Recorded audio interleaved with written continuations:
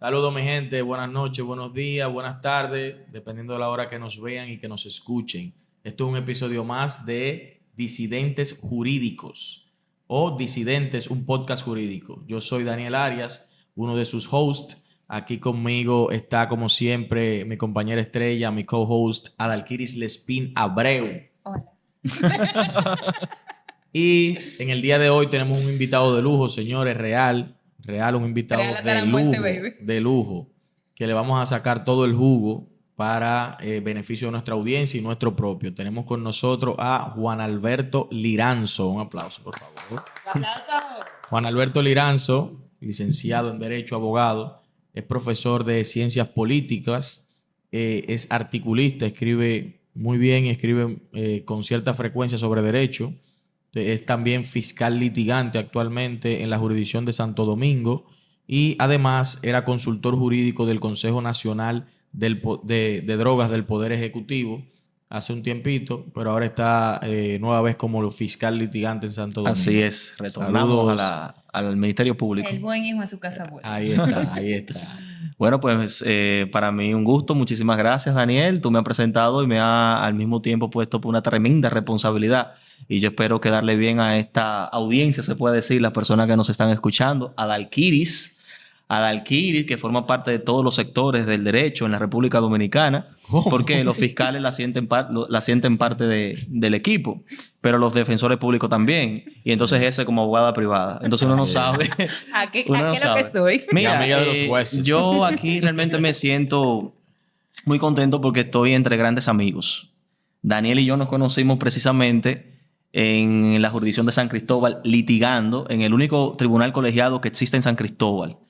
Entonces, Daniel y yo pues encarnábamos largas discusiones jurídicas en el tribunal que a veces exasperaban a la jueza presidenta del tribunal. Y entonces ahí nació una amistad. O sea, una amistad que ha perdurado hasta ahora. O sea, de la disidencia nació una bonita amistad. Sí, claro, de la disidencia siempre jurídica, siempre en el tribunal. Daniel como defensor público y nosotros como fiscal. Y con Adalkiris, pues Adalkiris la conocí cuando estábamos aspirando a ser fiscales, miembros del Ministerio Público, aspirantes a fiscalizadores, año 2015. Y yo comencé a ver el nombre de Adalkiris fue a través de los grupos de WhatsApp. Y ahí yo no sé si usted acuerda, Adalkiris, que se hacían unas conversaciones kilométricas que duraban hasta 3 días seguidos. Todo el mundo, estamos hablando de unos grupos de 200 y 250 gente que estaban aspirando, que habían pasado la fase académica, porque era la fase académica y entonces íbamos a entrar ya para la escuela y éramos 250. Y eso era una discusión, señores, que duraban 3 días. Pero por todo y por nada. O sea, por todo y por nada. Increíble. Ahí hay gente que, miren, hay gente que terminaron casadas y hay gente que terminaron divorciadas en ese grupo. Ya tú sabes, la incidencia es si era bueno o no era bueno. No, pero realmente un gusto, muchísimas gracias. Realmente tenemos tiempo ya tratándonos, conociéndonos, como dice Liranzo, y realmente Liranzo, no porque esté aquí, es uno de los fiscales, sino el más, vamos a decir, más retadores que uno tiene a nivel de litigio, ¿me entiendes? Por varias razones. Primero, evidentemente, porque tiene la capacidad, no es nada más litigar galloloqueado, vamos a decirlo así, sino que tiene la capacidad, pero también tiene... ¿Cómo se litiga galloloqueado? No, se galloloquea mucho, a veces se galloloquea mucho, sí, porque a veces no es... no son debates jurídicos. Exactamente. Porque no son cosas técnicas que te reten a nivel de que esta es mi postura y esta es la tuya, pero que ambos tienen asidero, sino que a veces, muchas veces, son como cosas de que yo me voy a imponer. Como que te voy a llevar a la contraria, pero no sin tiene tener como una razón de serie. Pero además de eso, Liranzo es un fiscal que hay que tenerle cuidado, ¿tú me entiendes? Porque peligroso, dice, déjame ver qué se va a inventar por aquí. Sí. O que la víctima, no, él va a traer la víctima. Súper creativo, súper creativo. Es lo que me está diciendo incluso Lice, la hermana mía, que ahora es defensora, que me dice, no, porque Liranzo, óyeme, a los demás fiscales se le escapa, pero a Liranzo, ese no deja ahí de que una víctima, de que no. Hay que estar preparado, es verdad, ella me lo dice, y yo sí, realmente es así debe ser, porque, ¿verdad? De eso se trata esa es la labor, claro. Bueno, pues muchísimas gracias. Ya tú sabes, pero nada, vamos a entrar en materia. Nosotros teníamos, Daniel, un programa muy bueno antes de empezar el podcast. Espero que el podcast se dé tan bueno como el programa que teníamos antes de empezar. Ya, sí.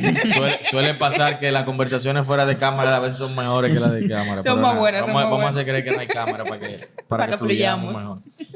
No, mira, un tema, o sea, en general, los temas en principio que queremos tratar y que entiendo son importantes para la comunidad jurídica es el tema de la actividad investigativa del fiscal, pero ya desde dentro, ¿me entiendes?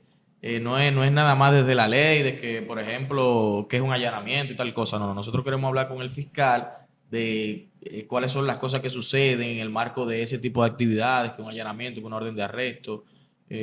Vamos a hablar bueno, de eso mismo, de la carpeta fiscal. Vamos a hablar de los policías como auxiliares, de esto y de aquello, para que entonces nosotros mismos podamos entender algunas posturas que tal vez a veces nosotros criticamos sin saber, ¿verdad? La fiscalía. Desde nuestra óptica, ciertamente. Entonces, vamos a empezar con cuál tema, Dalkiri. ¿Con cuál tema? Aquí hay un papelito. Aquí ¿Qué no quieres sé. empezar? Tú rayas del asunto. De la independencia, sí, ese es interesante. Ese es interesante. Bueno, eso lo podemos ligar con el tema de las pruebas de cargo. Bien, mira, la ley dice, ¿verdad? Y eso lo sabe todo el que ejerce en materia penal. El Código Procesal Penal establece, y también, si no me equivoco, la Ley Orgánica del Ministerio Público, que la Fiscalía, en principio, en la fase preparatoria, hace una investigación tanto a cargo como descargo, porque una persona va con una denuncia, mira, fulano me robó, fulano tal cosa, el fiscal, según la ley, no debe de una vez creerle a esa persona, sino que vamos a corroborar eso que tú estás diciendo, pero yo en esa misma investigación no va a ser una investigación dirigida a probar lo tuyo, sino a ver realmente qué es lo que pasa. Y ahí puedo encontrar pruebas a descargo. Entonces, en la práctica, nosotros desde nuestra óptica vemos que eso no se da. ¿Qué es lo que pasa ahí, Liranzo? Explícame. ¿Se investiga descargo, no se investiga o se ocultan las pruebas de descargo?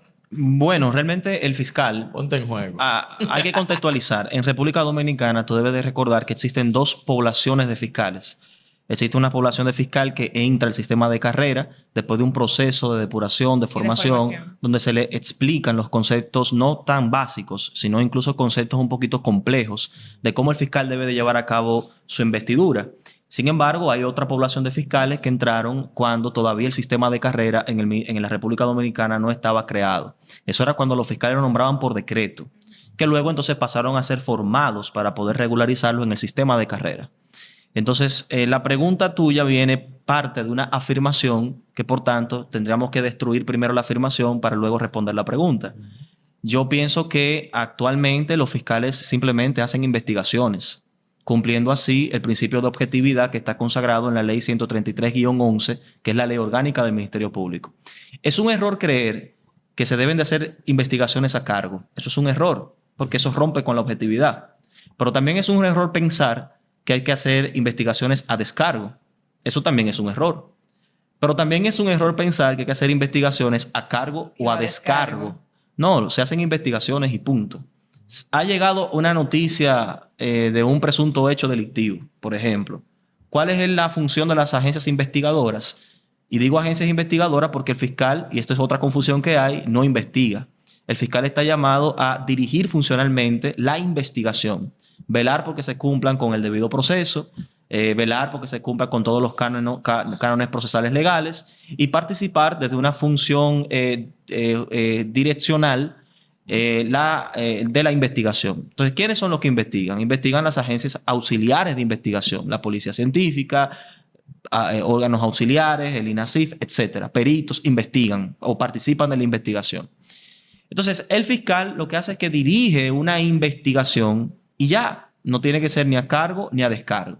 Partiendo de los presupuestos o de los elementos que encuentre en la investigación, entonces el fiscal tiene que estar en la condición de decidir si va a presentar una acusación o si no va a presentar una acusación. Va a ser partiendo de lo que encuentre, va a ser partiendo de los hallazgos. Pero partiendo, por ejemplo, de tu experiencia o de un caso similar o de alguien que tú hayas conocido o lo que fuera, ¿te ha pasado o tienes conocimiento o alguna noticia de algún momento en el que dentro de esa investigación llevada a cabo por los órganos auxiliares fuera relevante o se develaran evidencias que resultaran no ser indicativas de la responsabilidad penal de la persona que se estaba imputando en ese momento en el proceso? Sí, por supuesto. Incluso yo he tenido experiencias personales. Han llegado procesos incluso a juicio donde no existen suficientes elementos de prueba para poder romper con la presunción de inocencia del imputado. A mí me ha tocado eso. Incluso me ha tocado casos en la fase ya de juicio donde el expediente sencillamente no cuenta con ninguna prueba que permitan ni siquiera sustentar la acusación. Entonces, ahí yo estoy actuando como Ministerio Público. ¿Qué yo he hecho en esos casos? Sencillamente, pues, he pedido la absolución del imputado por falta de prueba, porque no existe ningún tipo de prueba, nada. Ningún indicio. Yo tuve un caso, por ejemplo, de una violación que estaba ya en la fase de juicio.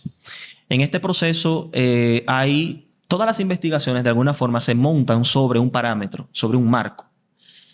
Hay pruebas que nunca se pueden quedar. Por ejemplo, en un caso de delito sexual donde se está hablando de violación, no puede quedar el certificado médico legal, eso no puede faltar.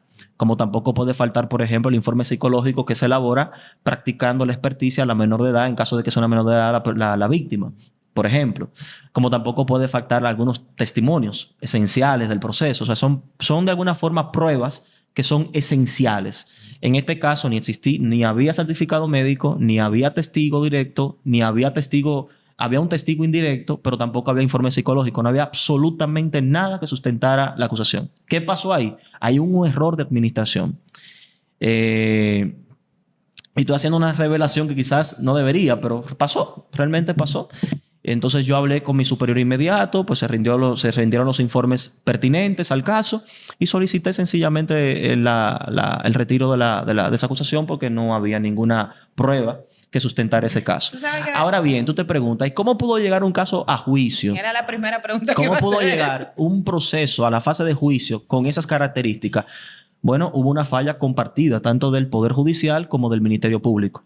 Ahí falló el fiscal investigador, pero también falló el juez de la garantía, pero también falló el juez de la preliminar, pero también falló, o sea, ahí falló todo el mundo. Mal hubiese hecho el fiscal que estuviera litigando el proceso pedir una condena con un caso así. Entonces son casos que se dan, pero realmente no se da siempre. Yo estoy hablando de en 7 años que tengo como fiscal litigante, por ejemplo, yo he visto un solo caso así en 7 años por errores.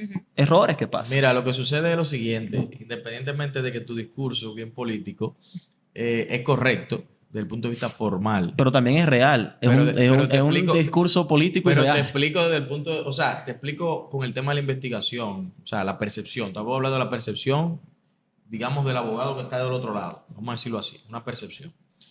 Que por eso yo no la investigación, estoy de acuerdo totalmente contigo, la investigación no puede ser a cargo ni a descargo. Estamos hablando de las pruebas que se colectan en una investigación que se entiende no debe ser prejuiciada ni a cargo ni a descargo. A lo que me refiero, o sea, debe ser una investigación objetiva, a ver qué me dan las pruebas, no que ya yo tengo los hechos fabricados y voy a buscar las pruebas, que es lo que regularmente se hace o lo que yo percibo que se hace. ¿Qué es lo que sucede?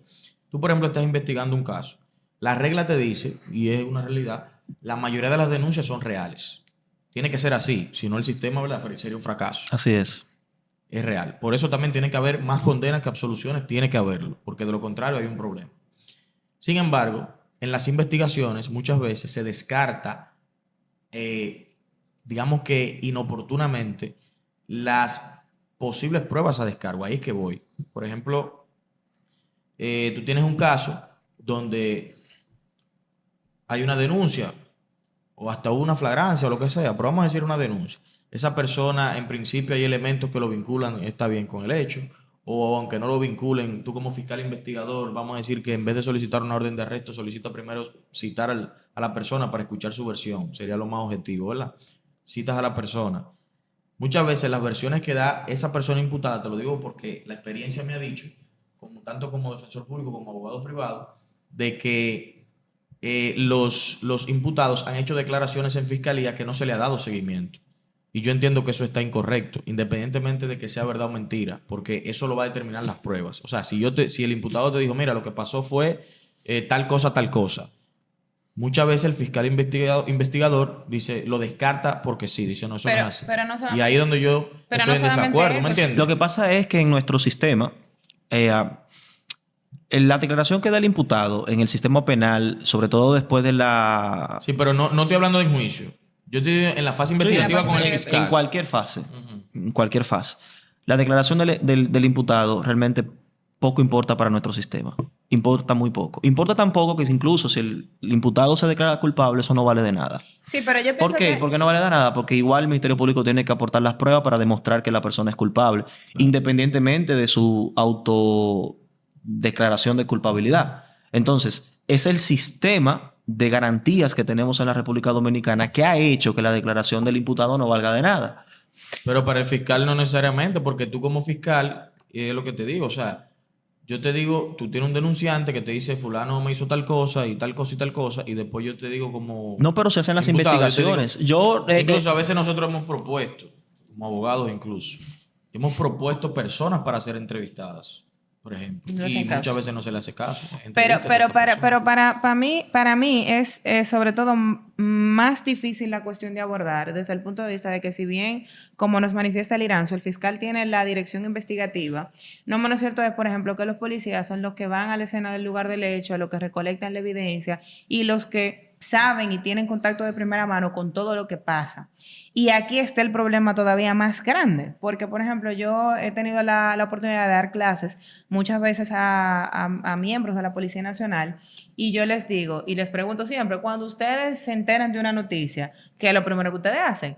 No, nosotros de una vez investigamos al esposo. Si es un asunto de algo, por ejemplo, de un tema de agresión, el esposo es el primer sospechoso. Le digo yo, perfecto, pero tú no puedes ir a la escena, tú no puedes ir al lugar con una idea preconcebida de quién tú quieres que sea el responsable de, que es lo que muchas veces pasa. Entonces, puede ser que encuentren 200 evidencias, que de esas 200, 198 sean exculpatorias o a descargo, como solemos decir, en favor de la persona que ya se hicieron en su cabeza que era el posible autor del hecho, y que simple y llanamente, como ya yo tengo en mi cabeza que como la generalidad de los casos es que en este tipo de delitos es el imputado quien lo hace, las pruebas que yo voy a buscar siempre son que incriminen a esa persona. Y 2 pruebas o 2 evidencias bastan para sustentar esa teoría que es la que ya yo quiero que sea la realidad. Y yo creo que aquí es que nosotros tenemos un problema grave con el tema de las investigaciones. Porque esos ya, o sea, no es que yo voy a ver qué yo encuentro y a dónde me dirige esta investigación, sino que ya yo voy con mi teoría, con mi idea, a buscar que me compruebe esa hipótesis que ya yo me creé. Sí, realmente las investigaciones tienen que llevarse a cabo sobre la base de una teoría de caso que en principio tiene que plantearse el agente investigador. De igual manera tiene también que hacerse el fiscal. Apareció una persona muerta y apareció en medio de la calle. ¿Qué pasó? ¿Qué pudo pasar ahí? Entonces hay que hacerse una teoría de caso. Hay que imaginarse todas las variables, todas las posibilidades de qué fue lo que pasó ahí para iniciar una investigación. Así deberían de hacerse las investigaciones. Ahora bien, esa investigación, por más objetiva que sea, tampoco se puede pretender que los agentes que están interesados en la investigación, incluyendo el posible defensor o el posible abogado, sean los que dirijan la investigación. No, claro, porque en la medida, por ejemplo, de que tú planteabas, Daniel, de que el abogado vaya proponiendo elementos de prueba y vaya proponiendo gente, vaya proponiendo, entonces indirectamente también va dirigiendo la investigación y no debe de ser así. No, el fiscal depende de lo que salga de esa entrevista, por ejemplo. Depende de lo que salga de esa entrevista. Lo que hace con ellos. Pero descartarla de tajo. Pero ¿te ha pasado? ¿Te han descartado, por ejemplo, sí, claro. personas? Sí, claro, que uno ha propuesto que se entreviste a fulano y fulano porque... qué sé yo, por ejemplo. Porque dependiendo del caso... Yo lo puedo aportar como... yo podría aportarlo también, como es verdad. evidencia. Tú puedes decir, bueno, pero tú puedes aportarlo como prueba. Claro, pero yo no lo puedo es lo aportar. mismo. Pero yo lo que quiero es que la fiscalía vea... que existen otros exacto, elementos. otra hipótesis. Sí, pero posiblemente... Siempre y eso es bueno que la gente lo sepa, en los procesos penales hay 2 teorías de caso distintas. O sea, hay una teoría del caso que es la de la defensa y una teoría del caso que es la de la fiscalía. Pueden haber varias. Puede estar la de la parte querellante, la del tercero civilmente pero básicamente demandado. las que están en pugna son sí, 2 teorías distintas. Sí. Y obviamente la defensa tiene sus pruebas. Claro. Ahora, si la fiscalía después de analizar todos los elementos en el marco de la investigación, si ya se creó una convicción, se ha dado cuenta que, por ejemplo, tiene más peso las posibles penas, pruebas inculpatorias, pues tiene que presentar la acusación. Sí, no, evidentemente. Entonces, pero existen varios actos conclusivos que la norma misma nos prevé de ellos, y usualmente siempre se presenta como acto conclusivo una acusación. Usualmente. No, pero hay archivos también. Hay archivos, muy pocos. No, incluso hay muchos archivos que son hasta administrativos. O sea, hay casos que ni llegan a la medida, que ni siquiera llegan a judicializar. Exactamente. Que son muchos. Hay muchos casos que el fiscal se da cuenta que no hay nada y sencillamente pues deja eso en gaveta y presenta un archivo administrativo a modo de informe presentado a su superior. O también pero por ya ejemplo, cuando presenta... también la declaratoria de inadmisibilidad de querella, también eso es una forma Eso es una forma también. De objetividad. Y también, de decir, los bueno, archivos, no... y también los archivos que judicialmente se presentan ante el juez cuando ya un proceso ha sido judicializado claro. por ciertas razones distintas. O sea, realmente hay muchos procesos que se presentan, que llegan ya a la judicialización y que luego se presenta un acto conclusivo a modo de archivo. Ya cuando el fiscal ha hecho todo un proceso de investigación y se ha dado de cuenta que ciertamente la persona que está siendo investigada pues no es culpable o presumiblemente no puede ser culpable de una posible imputación. Entonces el fiscal responsablemente lo que se archiva. A mí me ha tocado archivar muchos procesos. Ahí, por ejemplo, cuando me ha tocado investigar. Para, digamos, concatenarlo con ese tema, antes de pasar al otro punto de los órganos auxiliares, para hablar un poco de la independencia, que tiene mucho que ver con esto de la objetividad, que es lo que estamos hablando. Uh-huh.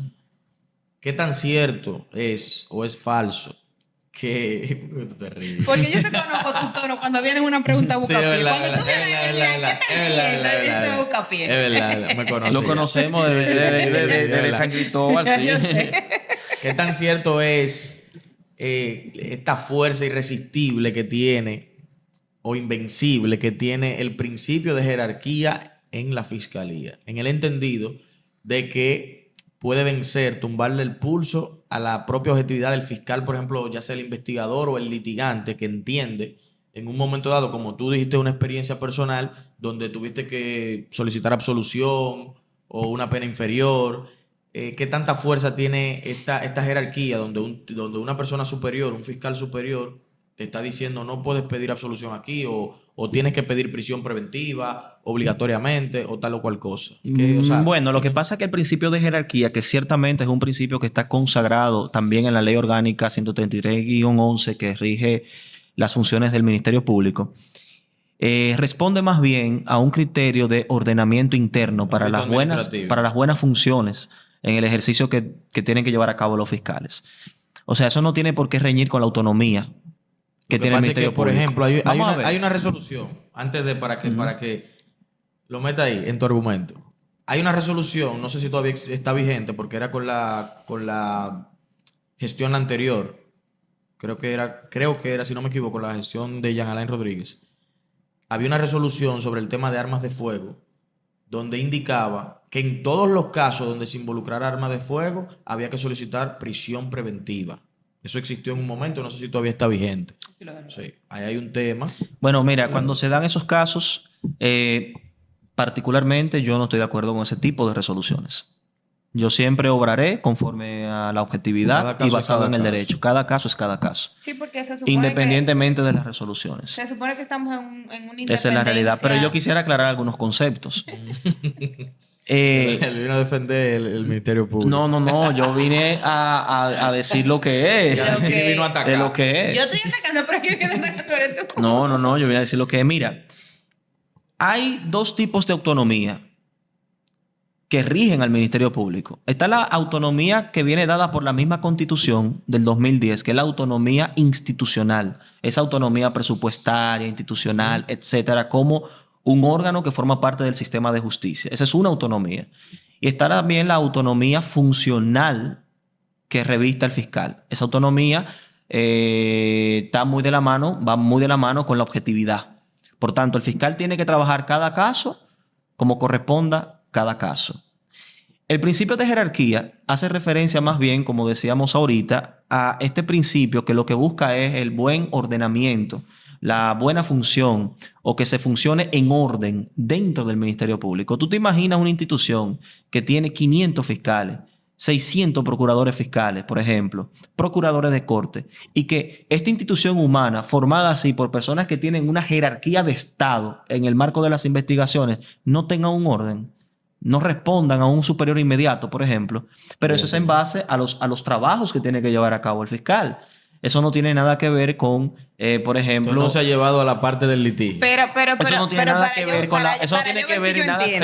O sea, la jerarquía no se constituye aquí en un vicio de objetividad. Pero la para jerarquía yo entiendo. En el caso, por ejemplo, que tú pusiste como ejemplo anteriormente, tú decías, bueno, y pasó este caso que no tenía evidencia, que no sé cuánto, y yo entendí objetivamente que debí de solicitar una absolución. Sin embargo, fue necesario que lo hablaras directamente con tu superior inmediato o que lo informaras a tu superior inmediato. O sea, ¿qué tan práctico y qué tan efectivo puede ser mi criterio cuando independientemente de cualquier cosa, de manera objetiva, yo como fiscal litigante puedo entender una situación, pero que al mismo tiempo tengo el deber de informárselo, notificárselo al superior jerárquico y qué pasaría? ¿Tú sabes lo que es asunto interno en la policía? Que como... ¿Sabes lo que es asunto interno? Que cuando tú, por ejemplo, un policía en el marco mató a uno, por ejemplo, hay que llamarlo asunto interno, hacer la investigación. Si el fiscal pide absolución sin antes informarlo, tú sabes que lo van a llamar para asunto interno. Por eso, entonces el asunto interno de la fiscalía. Venga acá, ¿por qué usted solicitó? Claro, si lo puede justificar, lo va a justificar, bien, ¿verdad? Pero entonces no es tan real. ¿Por qué debe de ser así? Porque pero si no fuera un desorden. Pero es que entonces no es tan real la independencia que tienen los fiscales, porque yo te voy a poner una anécdota personal. Cuando yo era defensora pública, si yo entendía, siendo defensora pública, y tú sabes, ¿verdad?, cuál es el criterio y los lineamientos, que en un caso era más favorable o era lo mejor, o aunque no lo fuera, que yo iba a hacer un acuerdo, yo lo hacía. Y de hecho, yo hice un acuerdo una vez de 20 años, 10 presos y 10 pesos y 10 suspendidos. Pero yo lo hice y al final de cuentas me vinieron a preguntar y yo le dije, mire, yo tengo independencia funcional. Si usted allá entiende, se llama... Conciencia funcional. Sí, una cosa así. Bueno. Un principio de eso. Y al final de cuentas no pasa nada. A mí no me pudieron abrir un informe, no pudieron hacer nada conmigo porque mis casos yo los llevo como yo entiendo, en la defensa pública. Entiendo, obviamente, que en el marco del Ministerio Público hay más intereses y más asuntos que pueden un poco como que coaccionar ese libre... En todo caso, los fiscales también tienen la figura de la inhibición. Cuando el fiscal se sienta que está siendo entorpecido... O presionado para llevar a cabo una línea con la que no está de acuerdo, puede igual inhibirse mediante Tú sabes que eso va a depender de la personalidad del fiscal. Va a depender, pero... ¿Qué tan firmes son sus principios? ¿Qué tan firmes son sus principios? Pero que todo en la vida es así. O sea, tú vas a ejercer tu profesión conforme a tu personalidad. Tú tenías una personalidad en la defensoría, tú eres un defensor rebelde en la defensoría. ¿Y quién le decía a Daniel? Pero, o sea, Daniel, hay otros defensores que son un poquito más abiertos, hay otros más flexibles, hay otros... Todo va a depender. O sea, tú pones tu sello personal en lo que tú haces. En la política, en la medicina, en la abogacía. Hay un sello personal que la persona le imprime en sus labores diarias. Estamos de acuerdo. Se salió de Pero tienen que haber reglas, tienen que haber normas que de alguna forma pongan las reglas de juego claras para que las cosas marchen en un orden mínimo. ¿Es verdad o es una leyenda urbana que los agentes de los diferentes órganos investigativos de la República Dominicana, especialmente los que tienen que ver con el control de sustancias controladas, ponen droga? ¿O es una leyenda urbana? Yo no he conocido ningún caso así. No he conocido casos de ilegalidad que se daban en nuestro país y eran las redadas. Las redadas eran casos de ilegalidad que se daban mucho acá. O sea, que cada vez que una persona detenida grita... Me pusieron droga, me la pusieron, yo no la tenía. Mira, lo que pasa es que, fíjate, nada de eso. Yo no he conocido un caso donde un agente de la policía le haya puesto droga a nadie. Pero es que nunca se ha investigado. No, pero oye algo. No, pero vamos a ver, vamos a partir Volvemos al tema de la investigación que te decía, de que, por ejemplo, hay una persona que te está diciendo, tú estás de turno, por ejemplo, el fiscal que está de turno en el destacamento ese día, o no sé, le llevan esta cantidad de personas detenidas que tenían sustancia controlada, este tenía tanto, este tenía tanto. Y fulano dice, uno de ellos dice, magistrado, con todo el respeto que usted se merece. Ya, es culpable. Yo no tenía esa droga encima. Mira, yo te puedo decir lo siguiente. Me la pusieron. Te puedo decir esa declaración, esa denuncia, porque es una denuncia incluso que está haciendo. Nunca se... O sea, es muy difícil que eso se lleve a una investigación. Mira, te puedo decir lo siguiente, Daniel. No puedo testificar, por ejemplo, que todos los agentes de la policía son personas probas ni son agentes decentes. Pero lo que se persigue, lo que se espera de un agente de la policía es que sea una persona realmente con unos principios éticos y morales más o menos a la altura de la situación. Se espera que un agente de la policía esté al servicio de la justicia y no al servicio de la mafia. Eso es lo que se espera. Ahora bien, independientemente de lo que se espere, puede salir alguien, un corrupto, un tipo sin moral, sin ética, sin nada, que se cuele en las instituciones públicas y hagan de sus fechorías. Eso puede pasar. Pero para eso también debe de haber un sistema de consecuencias. Ahora, en mi experiencia, yo no he conocido todavía un solo caso, no lo he conocido, donde un agente de la policía le ponga a un muchacho joven de barrio, le ponga, por ejemplo, una droga para inculparlo. Eso yo no lo he conocido. Y cuando tú analizas esto con las reglas de la lógica, tú llegas a la siguiente conclusión. ¿Qué interés podría tener, por ejemplo, la DNCD? Yo te lo voy a explicar. O podría tener, por ejemplo, cualquier agente de la policía de agarrar a un joven que está en un barrio desconocido, anónimo, que no daña ningún interés ni político ni económico. Pero posiblemente personal. De ponerle, por ejemplo, 6 gramos de cocaína. ¿Qué sentido tiene eso? Es que hay, ¿qué se persigue pueden con eso? existir intereses personales. Es más fácil creer, por ejemplo, que algunos grupos de la policía participen en tumbes de droga. Eso es más fácil creerlo porque ahí estamos hablando de mucho dinero. Pero de agarrar a un joven de un barrio y ponerle que 6 gramos de droga y someterlo por eso no tiene sentido. Te voy a dar 3 causas. A ver. Te voy a dar 2 que son las que se manejan en la calle. Y te voy a dar una que yo entiendo. Ok. Que es un poco más filosófica. Yo sabía. La primera de la que se manejan en la calle es que por un tema de corrupción, como tú estás diciendo, hay agentes que se encargan de este tipo de investigaciones que están contratados de alguna manera o cobran un peaje de narcotraficantes ya de cierto nivel o traficantes ya un poco más altos. Y estas personas son, digamos que, guiados por, como que, mira, yo te estoy protegiendo, pero yo necesito también llevar gente presa, porque yo no puedo estar en la calle todos los días y que nunca lleve una gente presa. Entonces esas personas también, digamos que le facilitan a ese agente, estoy diciendo lo que se dice en la calle, la detención de ciertas personas. Mira, ahí hay un punto. Allí hay un punto, por ejemplo, se tiran, como dicen en la calle, y agarran todo el que esté ahí, por ejemplo. Está bien. Hay gente que están ahí en los alrededores, por ejemplo, del punto que no necesariamente están consumiendo droga, no necesariamente tienen droga. Eso es lo que se dice en la calle. Segundo punto que se dice en la calle es por un tema de cuotas, como dicen de los AME. Hay que llevar multas. ¿No entiendes? Entonces, que hay una cuota, por así decirlo, porque hay una... Pero a la policía le pagan por eso, por llevar... No, sino que hay una reprimenda. Igual que como no le pagan, pero en este punto, igual que como no le pagan, por ejemplo, a los fiscales por tener casos te condenan y le pagan a los jueces por conocer una cantidad X de procesos. Es un tema de efectividad. Sin embargo, de su trabajo. Se matan y tú lo sabes. O sea, los tribunales salen a las 8, 9, 10, 11, 2 de la mañana conociendo procesos para elevar sus cantidades de sentencias. Sus estadísticas, tú dices. Exactamente. Entonces, es un tema de como que a mí me evalúan por este tipo de cosas, yo tengo que llevar gente presa. Eso se dice en la calle. Ahora, que yo también entiendo que es una causa... la filosófica. Sí, que incluso también se la endilgo mucho a los jueces también. La justicia. O sea, hay innumerables arbitrariedades que se cometen en pos de la justicia. ¿Por qué? Porque, por ejemplo, un agente por ejemplo, de la DNCD o de cualquiera de esos organismos sabe que fulano de tal trafica drogas o consume drogas y que es un ladroncito y qué sé yo qué. ¿Entiendes? Entonces, para quitarlo de la calle, se le pone su droguita para que vamos a guardarlo un rato. ¿Me entiendes? Bueno, pero no lo está haciendo. Fíjate que su conciencia lo está validando. O sea, él no tiene un problema de conciencia, ni de ética, ni de moral, porque él lo está haciendo por un fin. Y para un bien mayor. Justo, para el bien mayor, etcétera, etcétera. No, pero como quiera está mal. Claro tú no puedes perseguir el mal con otro mal. Pero te lo estoy diciendo si eso pasa, yo lo que le diría... Tú hiciste una pregunta retórica. No veo la razón, yo te estoy dando las razones. No, pero yo tuve una experiencia personal, por ejemplo, cuando yo estaba en Pedernales, llegó un coronel nuevo de esos que llegan, tú sabes, a poner el orden. A bajar línea. Uno, como el que es defensor público, tiene una obligación institucional cuando está en el turno de visitar los destacamentos, a ver las personas que están detenidas, a ver quiénes están detenidos de manera ilegal, etcétera, etcétera, hacer lo que tiene que hacer.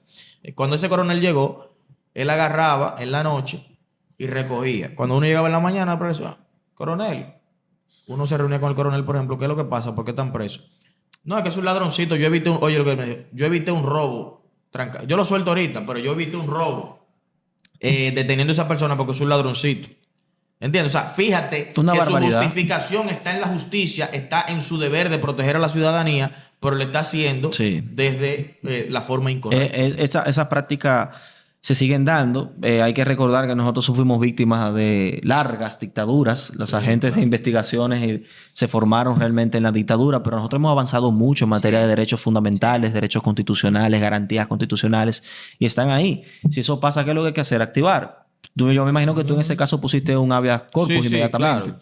Y la Muchísimo ciudadanía, vector. por ejemplo, que puede ver un acto, una acción abusiva e ilegal contra un ciudadano, como la que tú estás mencionando, de ponerle, por ejemplo, droga a alguien y hay alguien viéndolo, que lo denuncie. Hay algo en la Policía Nacional que se llama asuntos internos para denunciar a los policías que se dedican a ese tipo de prácticas. Sí, claro. Si es un fiscal, que vayan a inspectoría y que se pongan la denuncia. Es sencillamente denunciar. Yo, en mi caso, pues yo trato de que en mi entorno las cosas marchen lo más correctamente posible. Como debe de ser. ¿Alguna otra pregunta, Bucapié, Daniel, que tú quieras tirar en este Hay momento una histórico? cuanta, hay una cuanta. ¿Tú sabes Pero qué? la independencia del Ministerio Público que tú me vas a preguntar, ¿tenía que ver con eso o con la independencia institucional del Ministerio No, Público? a mí el interés que yo tenía, pero si tú quieres hablar de eso, podemos No, hablar no, yo también. pregunto, No, yo- de la independencia del fiscal es que me interesa. Porque esa Ok. es la que impacta directamente en el ciudadano, ¿me entiendes? Listo. Porque tú tienes, por ejemplo, lo ideal sería, ¿verdad? Que todos los superiores de cualquier institución pública sean lo más justos posible, sean los más racionales, sean los más proporcionales, pero no siempre se da. Claro. Entonces, si tú tienes un fiscal restringido en su libertad de ejercicio y tienes entonces ese fiscal con un líder arbitrario, pues entonces los ciudadanos van a sufrir Pero eso. yo creo Sí. que aquí, porque hay que ser justos, y yo creo que aquí en gran medida, un poco lo que ha restringido la libertad de los fiscales no es ni siquiera, a mi modo de ver, ni las injerencias de la propia institución, ni la convicción del fiscal, sino el populismo penal que nos arropa y que desafortunadamente nos ataca a todo. Paso a explicar. Si Liranzo, por ejemplo, un joven brillante, prominente, con todas sus ideas, su liberalismo y todos sus derechos fundamentales en la cabeza, cada caso que le llegue empieza a buscarle periquito y empieza a dar chivo y empieza a dar soluciones alternas de conflicto y que sé yo cuánto, la gente no va a entender que, que el Liranzo es brillante y que está aplicando correctamente las herramientas que el derecho le da. La gente automáticamente va a decir que el Liranzo es un corrupto, que coge cuarto, porque esa es la realidad, que Sí, coge esa es la cuarto y que realidad, por ¿verdad? eso entonces él vive soltando gente. Y la misma percepción de lo que usted, ciudadano, dice en su casa y piensa y hace de lo que los medios de televisión decimos de manera equivocada, sin tener conocimiento de causa, perjudica enormemente el sistema y la seguridad jurídica. Mira, Dalkiri, se ha creado gratuitamente también una reputación muy adversa al fiscal basada en la mentira, en la falacia. Yo, por ejemplo, he decidido en el tribunal, cuando estoy en el marco de las funciones, evitar hablar con los abogados que llevan causas privadas en el tribunal. ¿Por qué? Porque en mi segundo año dentro del Ministerio Público me di cuenta de una práctica que se hacía mucho, que se hace mucho en los tribunales. Eso lo vi yo en San Cristóbal, lo llegué yo a ver, lo llegué a palpar, a ver así lo que eso pasó. E incluso lo llegué a ver también en el Distrito Nacional con algunos abogados. Normalmente ellos tienen un caso que todavía, por ejemplo, no ha llegado a medida de coerción o ya está en medida de coerción. El abogado, conocedor del derecho, sabe si el caso puede prosperar o no puede prosperar, dependiendo de la gravedad del hecho, dependiendo de lo que se trate. Pero para el ciudadano común que no ha estudiado derecho nunca, ese No ciudadano sabe. común que se dedica a otra cosa y no al derecho, realmente no sabe, no conoce, no puede tampoco determinar las dimensiones de su caso. Sí. Para cada ciudadano, para cada usuario, su caso es el más grande del mundo. Y el El más mundo se les complicado, está cayendo. claro. Sí, porque no pueden de alguna forma poner en una balanza qué tan grave es su caso. Entonces busca el abogado. El abogado se acerca donde el fiscal a saludarlo. Como A colega, saludarlo como colega. y lo Sí. saluda. Magistrado, ¿cómo está usted? ¿Todo bien? ¿Y la familia? Bien, bien. Pues ya usted sabe. Perfecto. Entonces se devuelve donde la persona y le dice, mira, ya yo hablé con el fiscal, que es amigo mío. Ya tú sabes. Ya él está claro. Lo que hablamos fue que son 500,000. Son 200 para el fiscal. Tú sabes que es mi honorario. Y ya. Pero 200 para el fiscal para que te archiven el caso. Pero fue un saludo, que el fiscal está muy ajeno a eso que está pasando. Lo que está pasando, fue un saludo que tú lo saludas como colega, pero él te está vendiendo. Entonces, el ciudadano le da los 500,000 pesos, el abogado se queda con el dinero y como el abogado sabe que ese caso no iba a prosperar, cuando le sale el archivo cree que fue que compraron al fiscal. Pero eso en el mejor de los casos, porque si el caso no prospera, entonces el pensamiento de ese ciudadano es que el fiscal, aparte de ser corrupto, también es desleal porque se cogió los cuartos y no lo ayudó. Pero tú no le puedes quitar el privilegio a los abogados de saludarte. No, pero por eso porque te venden como quieran. Pero yo sí creo. A los jueces son los que más lo venden. Yo sí creo objetivamente que eso tiene que ver mucho con la ética y tú lo sabes, por ejemplo. Liranzo y yo tenemos una relación de amistad como con muchos fiscales, muchos jueces. Sí. Y si yo estoy en un tribunal que me toca litigar con un juez, con Liranzo, por ejemplo, como fiscal, ni siquiera lo saludo. De lejos, tal vez, si me ve como que de lejito. Porque eso pasa. Entonces usted tiene que saber que usted no puede poner en riesgo tampoco ni la integridad, ni la seguridad, ni la reputación de una persona por usted hacerse de un dinero fácil. Así es. Eso está mal. Igual hasta para uno también cuidarse. Entonces, de esa manera pasa a los abogados de que si, por ejemplo, o se da más no con fiscales, pero sino con otro abogado colega que está del otro lado, que si hablamos mucho algo, que tú te estás vendiendo. Dice que tú te estás vendiendo, que tú te pusiste de acuerdo para vender. Eso es así. Entonces, es una reputación negativa que se granjea el fiscal sin el fiscal ni siquiera darse cuenta de lo que está pasando. A los jueces también le pasa. Y a los jueces también le pasa. Pero a los jueces menos, porque los jueces no tienen tanto contacto. En el pasillo. Pero también pasa que hay abogados que van al púlpito, literal. O sea, saludar al púlpito. Claro, eso pero pasa el sentido muchísimo. común, ¿dónde que está? ¿Cómo tú vas a acercarte y saludar a ese juez? Sí, que es que te va a conocer tu caso, que todo el mundo lo está viendo. Yo ahí mismo le meto una recusación. Otra cosa que sucede también es que el fiscal es el diablo. El fiscal es el diablo del sistema penal. Porque el fiscal es que el que tiene que dar la cara en todo lo que a la persona le perjudica. Por ejemplo, cuando se va a un allanamiento, la gente no entiende. El que está siendo allanado no entiende que está siendo objeto de una investigación y que si se va a allanar su casa, se va a allanar porque hay una orden que ordenó el allanamiento y que hay que requisar la casa porque se está investigando algo. El que está en esa casa no entiende eso. Ni lo va a entender nunca. Sí, lo que va a entender es que están llegando a las 3 de la mañana a su casa a tumbar la puerta y que un tipo que dice que es fiscal, que llegó con una banda de 10 policías a entrometerse en su casa, a romper su paz. Y su privacidad. Entonces, el fiscal va ahí, es el que da la cara. Sí, entonces, es una función. Entonces, esa persona sale diciendo, abusaron de mí. Porque el fiscal le muestra la orden, pero él no entiende que es una orden. Es que abusaron de él, que tumbaron su casa, que se metieron en su casa. El fiscal es que, por ejemplo, pide la condena.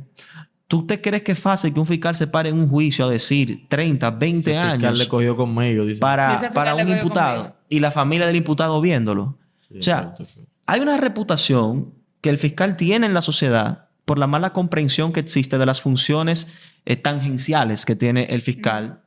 Y digo tangenciales porque el fiscal no solamente litiga, el fiscal también hace eso, el fiscal también investiga hace esos trabajos tangenciales que tiene el fiscal, la gente no lo entiende. Nosotros como abogados nos vemos en la posición muchas veces de defender a los fiscales. Exacto. O sea, de explicar, te iba a decir ese punto, a nuestros propios clientes. Dos parámetros. Número uno, que me parece hasta cierto punto que la función, aparte de ser mal vista, es mal valorada. Y el riesgo que ustedes cogen, el riesgo que ustedes tienen a nivel institucional muchas veces ni siquiera es compensado adecuadamente. Igual que los jueces, por ejemplo, que es lo que yo siempre digo. O sea, ya en la charla ni a los defensores públicos tampoco. Los defensores públicos en menos medida porque uno está ahí como con lo imputado y ellos saben que uno es como de su banda, si se quiere así.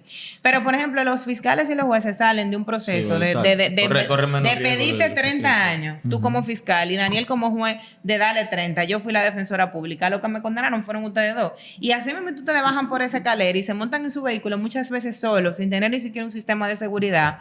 Cónchale, que es un trabajo peligroso. Así es. Que no se valora y muchas veces ponen en riesgo su vida. Cuando usted va a un allanamiento, usted no sabe lo que usted se puede encontrar ahí y el riesgo que se coge. Y nadie valora eso tampoco de manera objetiva. Los pocos asesinatos de fiscales que han pasado aquí, sí que han pasado algo. ¿Qué me ha pasado asinatos de fiscales? Quiere decir que la gente más o menos entiende la función porque no se le pone de enemigo. Pero en Colombia, por ejemplo, no empezaron a matar jueces de un día para otro. Todo pasa por un momento. Ya eso era un tema de narcotráfico. ¿Y qué te hace pensar que aquí no puede hablando de la ciudadanía. Sí. No, lo que pasa es que eso se debe también al tipo de delincuencia que tenemos en República Dominicana.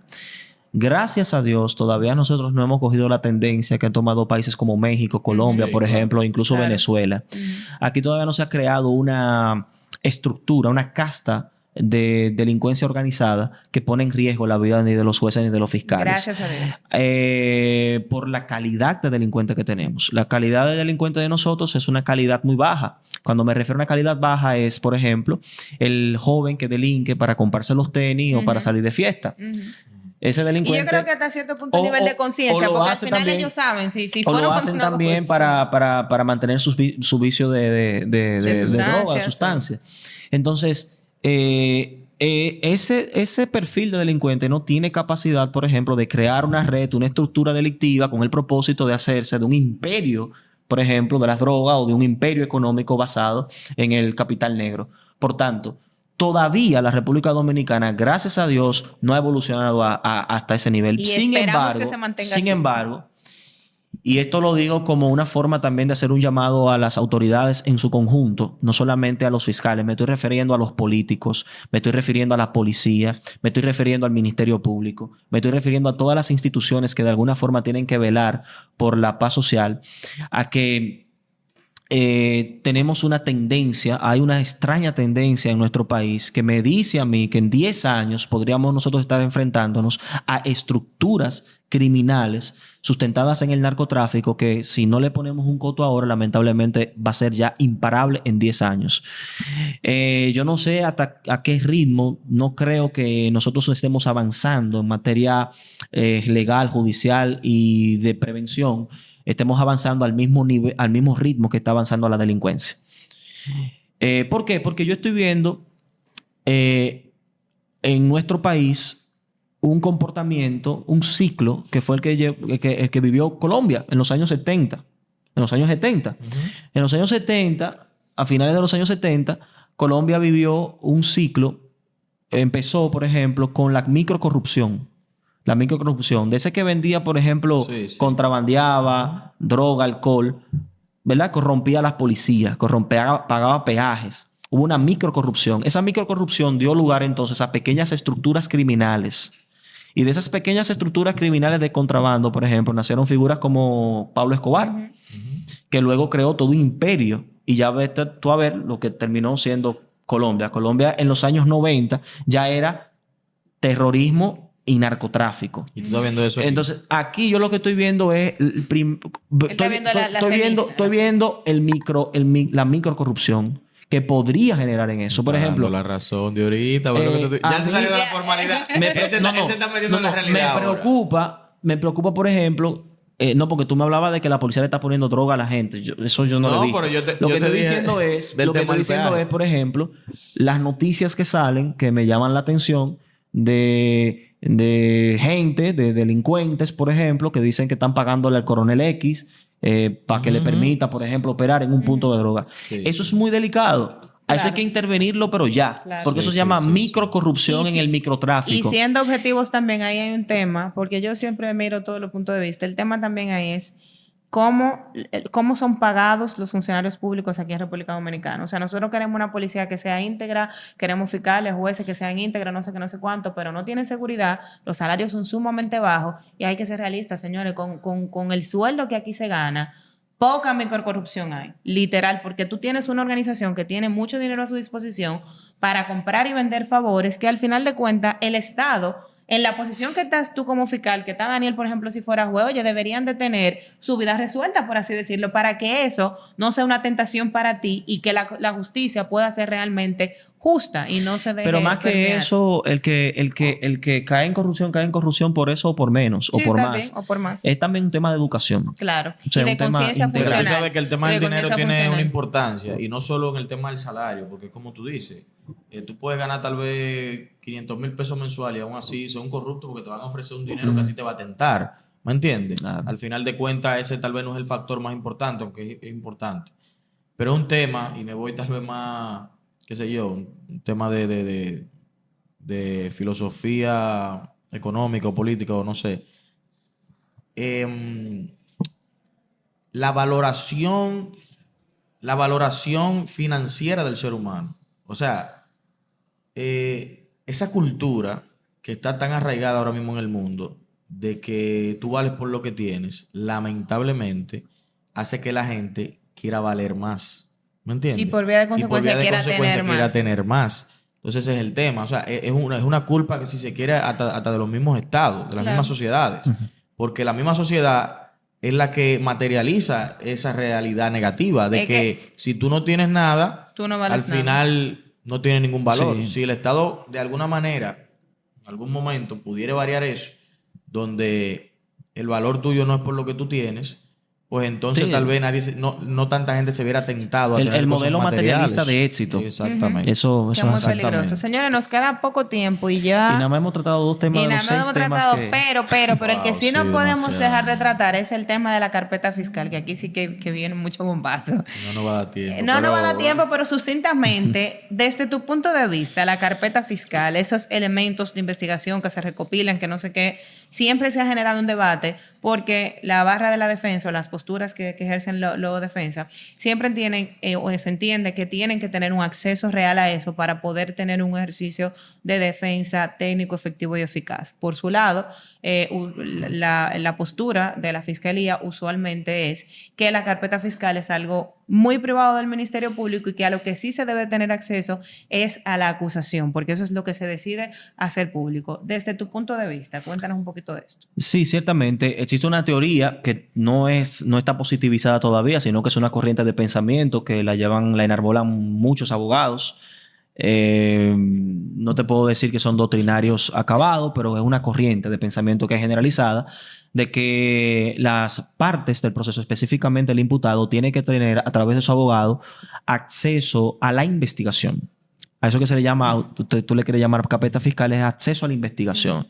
O sea, tiene que saber qué es lo que se está investigando, qué es lo que se ha recabado en la investigación, qué es lo que tiene el fiscal, incluso antes de la judicialización del caso. La postura que prima en nuestro país es la postura que permite la ley, que es el acceso a la acusación una vez se ha judicializado el caso. Particularmente yo creo en esa postura. Yo creo en esa, en la que actualmente está consagrada en la ley. ¿Por qué? Porque imagínense ustedes que las personas que están siendo investigadas y potenciales acusados, encartados de procesos, tengan acceso a la investigación que está haciendo el Ministerio Público. Pues sencillamente, el caso del Ministerio Público es un caso nati muerto porque el imputado sabe lo que tiene que hacer. El imputado sabe si le están interviniendo el teléfono. El imputado sabe, o la persona investigada sabe si le están interviniendo el teléfono. La persona investigada, imagínense ustedes el capo a quien le están interviniendo el teléfono, por ejemplo, y que sepa que le están interviniendo el teléfono y que cuándo se lo están interviniendo y cuáles son las conversaciones que hasta el momento el Ministerio Público ha recabado en investigaciones que duran incluso años para poder, por ejemplo, dar con un encartado. Si fuese así, pues sencillamente todas las personas que son investigadas se sustrajeran de los procesos porque sencillamente saben lo que se está investigando. Entonces yo pienso que el legislador ha sido muy sabio, sobre todo en el sistema acusatorio adversarial, al permitirle a la defensa y al imputado acceder a la acusación cuando ya esta acusación ha sido judicializada. Todo lo que se va a debatir en el proceso penal se debatirá en la audiencia preliminar. Y es en la audiencia preliminar donde la defensa y el imputado tienen la oportunidad de referirse a las pruebas que tiene el Ministerio Público, que son las que a la larga se van a debatir en juicio. Por tanto, el acceso a una investigación que está llevando el Ministerio Público no es un derecho. Eso no es un derecho. Eso es una facultad que están demandando algunas personas que mantienen esa corriente de pensamiento. Pero como, por ejemplo, porque yo evidentemente que me inclino hacia esa corriente, como yo defensora, acuérdate que tú eres fiscal también, ¿eh? Acuérdate que tú pasaste. 50. Pero como, por ejemplo, pudiéramos constatar la objetividad de esa investigación si se evidenciaron pruebas a cargo y a descargo, si yo nunca tuve acceso a eso. Y te digo, porque me han pasado en casos, por ejemplo, que el imputado me ha dicho, no, porque se hizo tal diligencia, no sé qué, no sé cuánto, y uno al final casi nunca le queda al pobre imputado. Y termina siendo que cuando se generó un debate, por ejemplo, en el tribunal, y el juez sí acogió nuestra postura y obligó al Ministerio Público a que entregara la carpeta fiscal, y ciertamente la evidencia que el imputado decía que era totalmente exculpatoria de su responsabilidad penal estaba en la carpeta fiscal, y aún eso sabiéndose, la investigación continuó y ese muchacho duró como 1 año y pico preso hasta que eso se debatió. Entonces es eso, tu investigación sí es tuya, ciertamente, pero si partimos del punto de la objetividad y del carácter de pruebas a cargo y a descargo que se supone que tienen que, o como tú bien lo llamas, de pruebas neutras, que tienen que surgir una u otra cosa, ¿cómo yo puedo saber lo que ocurrió en esa investigación si yo como abogado ni estuve presente, ni fui parte de ese proceso? Pero es que el abogado, a ver, el Mira abogado... lo que dice la ley. El abogado... Mira lo que- el 259, que ese era el que yo Mira estaba. lo que dice la ley, el artículo 260, dice, alcance de la investigación, dice.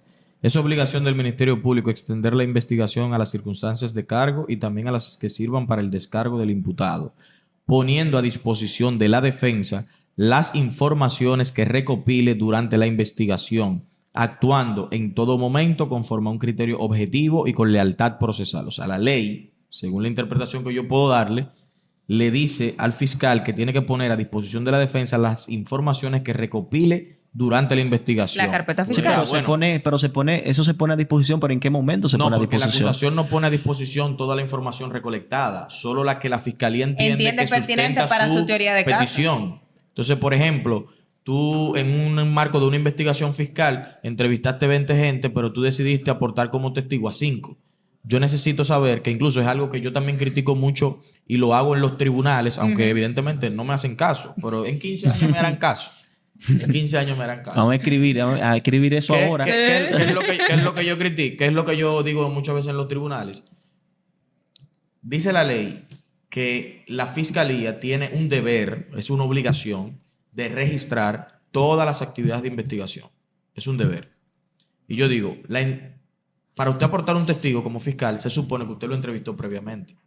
Usted no lo aporta porque sí. Porque la Entonces, usted le hizo una entrevista y esa entrevista es una actividad de investigación. Usted tiene que tener un registro de esa entrevista. O sea, usted tiene que tener esa entrevista o por escrito o grabada, por ejemplo. Porque como yo como defensa puedo hacer un contrainterrogatorio si yo no sé en base a qué va a girar el discurso de si se ese llevara a testigo. cabo eso, para mí sería interesante desde la carpeta fiscal o de la investigación ver, ok, tú me estás aportando 3 testigos, pero yo quiero saber a cuánta gente tú entrevistaste y qué dijo cada gente. ¿Y por Porque, qué por lo ejemplo, desechaste? puede que ahí haya una persona que haya dicho algo en favor de mi teoría de caso y que yo no haya tenido... Entonces ahí lo que el abogado quiere es que el Ministerio Público le haga el trabajo. No es que le haga el trabajo, es que ya lo hizo. Y si ya lo hizo, dice la ley, tiene que poner a disposición de la defensa informaciones que pudieran ser útiles para él. Lo que pasa es que es como... Mira, yo estoy muy de acuerdo con el magistrado. Porque tú no le crees el testigo, por ejemplo. Yo no sé, pero si tal tú te vez el acuerdas, tribunal sí. no sé si tú te acuerdas que tú y yo litigamos un proceso en San Cristóbal donde el magistrado Pílades, ¿te acuerdas de Pílades? Evidentemente, claro. El magistrado Pílades estaba fallando un incidente que presentó Daniel. Y recuerdo como ahora que la respuesta que el magistrado Pílades le dio a Daniel fue la siguiente. Es cierto que existen los derechos que están ahí, están en la ley. Ahora, esos derechos están reglados. Hay un procedimiento para llevar a cabo esos derechos. Porque si no fuese así, el que es preso podría decir, venga acá, pero yo tengo un derecho fundamental a la libertad, que lo dice la Constitución. Búscame la Constitución. Mire, derecho fundamental, la libertad. Pero estoy preso, me están violando. No, usted tiene un derecho fundamental a la libertad, pero usted está bajo una medida de coerción. Entonces, todos los derechos están reglados. Y tienen un límite. Y tienen un límite. Eso que tú has leído es muy válido. Y eso ocurre. El Ministerio Público pone a disposición de la parte contraria, en este caso de la defensa, lo que ha investigado, las pruebas que hasta el momento tiene. Pero eso es en una fase. Y esa fase se llama fase preliminar, que es donde se va a discutir esa prueba. Esa es la discusión, Ahora, porque la ley taxativamente no te dice que ese descubrimiento que te dice el 260 no te dice que específicamente tiene que ser en la preliminar. Pero así lo han interpretado los jueces. Si yo lo analizo, y así que debe de ser.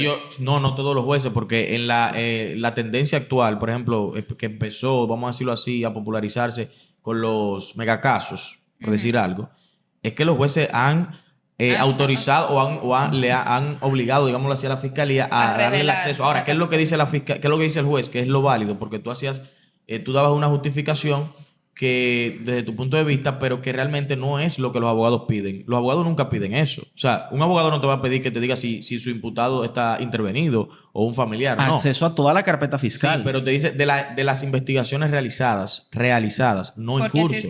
Porque yo no puedo entorpecerte una actividad investigativa. Todavía. Yo no te puedo decir... Preguntarte si tú tienes una orden de allanamiento que tú no has ejecutado. Pero la pregunta es...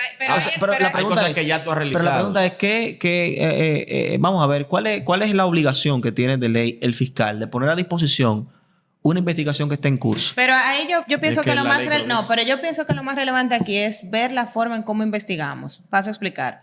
Aquí, por ejemplo... se tiene una noticia criminal y en lugar de durar un tiempo prudente recopilando esa información y llevar un producto acabado, tenemos una rapidez. Entonces, Daniel es tal cosa, de una vez lo intervengo. Desde que escuché la palabra plátano, y yo entendí que plátano se refiere a kilo de droga, ya solicité una medida con esa interceptación telefónica. Y el hecho de que se judicialicen los procesos tan rápido hace que esas investigaciones estén en curso durante o mientras el proceso se esté llevando. Donde a ustedes nada los ata a que usted tiene una investigación criminal, intercepte, lo hágale una investigación, una vigilancia, ponga gente encubierta, haga lo que usted quiera y tenga su investigación completa para que al momento de usted decir voy a acusar, tengan todos esos elementos probatorios que den al traste con que esa persona, yo tengo la convicción y los elementos suficientes para poder determinar. Mira, en este último minuto que nos queda, antes de pasarle la palabra a Liranzo para que... yo te voy a pasar la palabra para que despidas. Te voy a prometer algo ya en este minuto. Vuelve. No, para el programa